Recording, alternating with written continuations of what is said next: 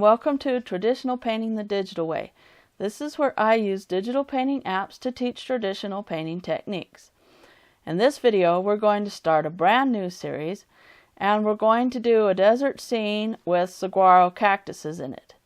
We're also going to do a special trick that Bob Ross used to do with his canvases, and it involves contact paper and making an oval.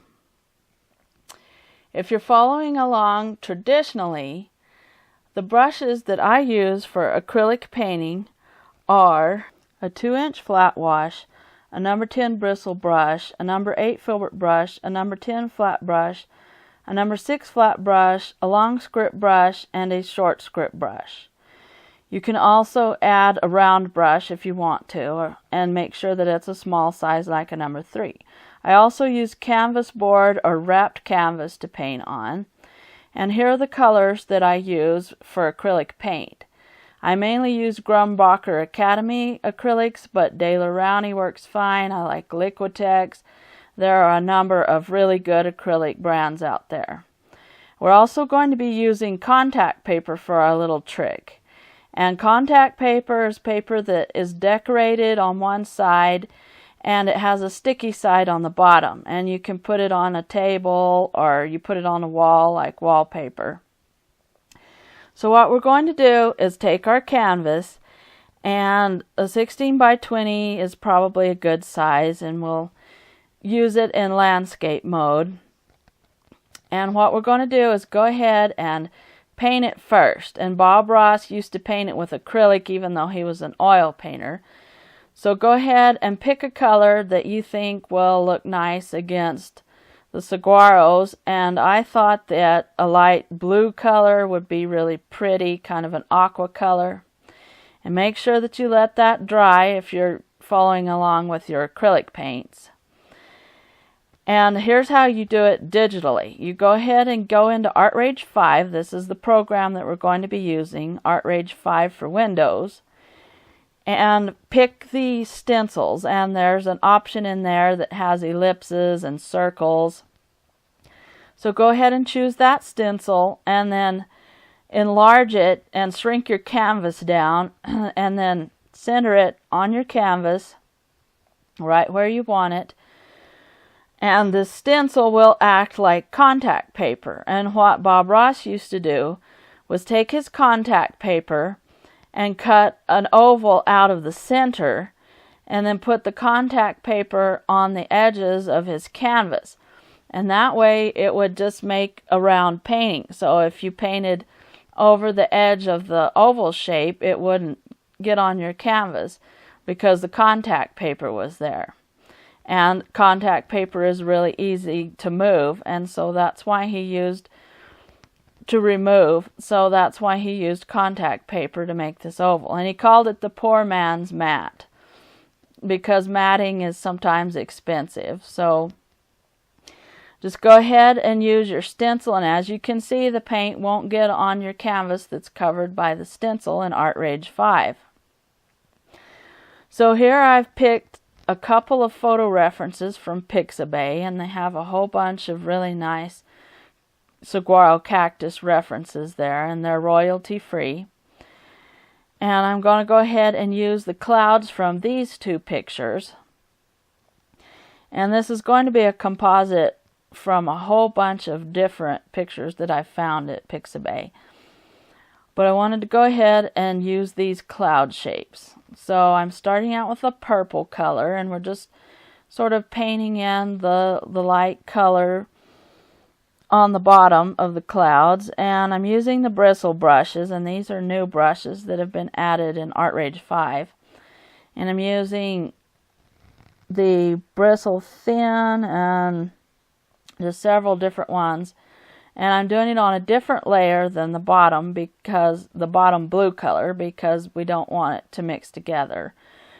And then I'm adding some grayish color, and probably you could use ultramarine blue if you're following along with your acrylics, and add a little bit of burnt sienna, but keep more blue in there than brown, and that will give you that blue-gray color. And then I'm using the smudge brushes and to try to get a sort of a fluffy cloud look here. And the frosted spots, it works out pretty good. And some of the blurred brush. And here I have pencil blender number 2. And you can get this one if you go to the ArtRage forums and download it. And I think they also have some stuff on their website as well. But I know for sure that they have these on the ArtRage forums. So go ahead and check these out and download them. And this helps smudge the clouds together and blend. And if you're following along with your acrylic paint, you'll want to go ahead and just smudge it with your finger or a paper towel or a really dry brush. So I'm adding in pinks and purple colors, and I'm making the colors a little bit brighter than in the photograph just because I want to bring out the bright colors that are in the cloud. Don't be afraid to bring out colors in your painting. And here I'm adding in the really light highlights here. And if you're painting along with your acrylics, use cadmium yellow light and throw in some cadmium red light with a lot of white acrylic gesso. Or use cadmium orange. Just use a mixture of all these colors and it'll kind of get you that salmon pink color that we want in these clouds. And here I'm just blending, putting a stroke down and then blending and just trying to get the general shape of the clouds right now. And you just keep on doing that till you kind of get the colors that you want. Right now we're not looking for big details in the clouds. We just want to add colors to our cloud right now and just kind of get the big general shapes. That's what we're after. And so if you're following along traditionally, use your number 8 filbert brush and just go ahead and keep adding these colors in. And here I'm adding a little bit of the sky blue back in to make it look like there's holes in the cloud. And then I'm also using the number 2 round brush, and this is a basic oil brush set, and I also got that one from the ArtRage forums, and it works fairly nice for doing these cloud shapes. And here I'm adding some darker gray onto the bottom. Again, I've got it sort of a bluish gray color, and this just gives it more depth to the clouds and shows the distant edges of the clouds. And then I'm adding some purple. You want to add all these different colors right now. We're not trying to get a real detailed shape yet. We're just trying to put in all the colors that we see in the clouds, and we're trying to bring out all the colors that are in these clouds. And just keep adding the strokes and then blurring them out. We want soft edges on these clouds. So I'll add a stroke and then smudge it out.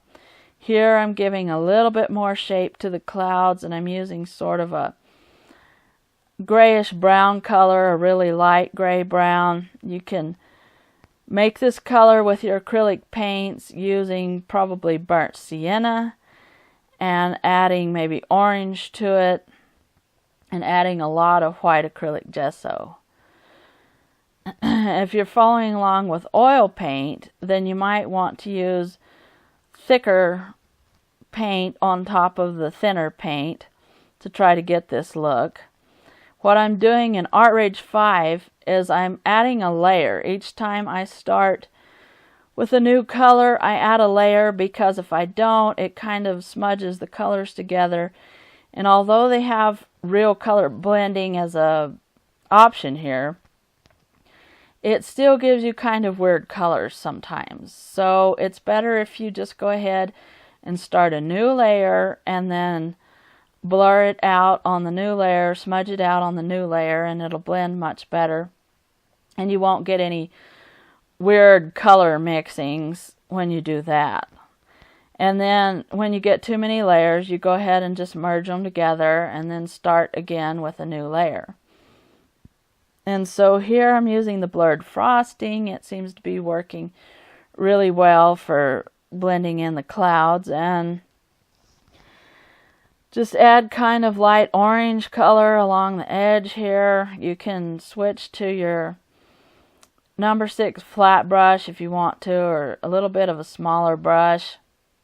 But we're still working kind of with big shapes here. And we're just trying to get placement of the dark and light pockets of the clouds. We're still not working on real big details. I'm just trying to show the ragged edges of the clouds with all the different colors. Here I'm adding a grayish color. And again, if you're following along with your acrylic paints, then just use ultramarine blue or dioxazine purple. And just go ahead and sort of shape the edges of the clouds, but still we don't want any hard edges. We want them to all be soft at this point.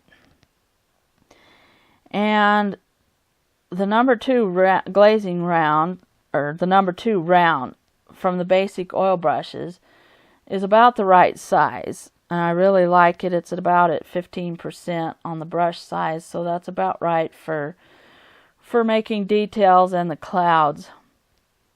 And then here I'm just kind of working on the edges a little bit. We want to make ragged, broken lines. We don't want solid lines because the clouds are not, they don't have a solid edge. They're thin and they're wispy on the edges here. And then you want to kind of blend out towards the big mass of the cloud, but you might leave a little bit of the edge up against the dark just to make the contrast and to show the different shapes of the clouds. Right now we're working a little bit more detailed on the clouds, so we're trying to add in some of the shapes that you see in the clouds here. And I'm trying to add a little bit of the dark back into it. When you work with clouds, you go from dark to light and then back and forth, and you just keep on working till you get the clouds the way you want them to. So this is the end of part 1 of our Southwest Saguaro series, and in part 2 we're going to add more details to the clouds and also add in the distant hills. So thanks everybody for watching. Thank you so much for your support. If you have any questions, just leave them in the comments down below, and I will catch you later.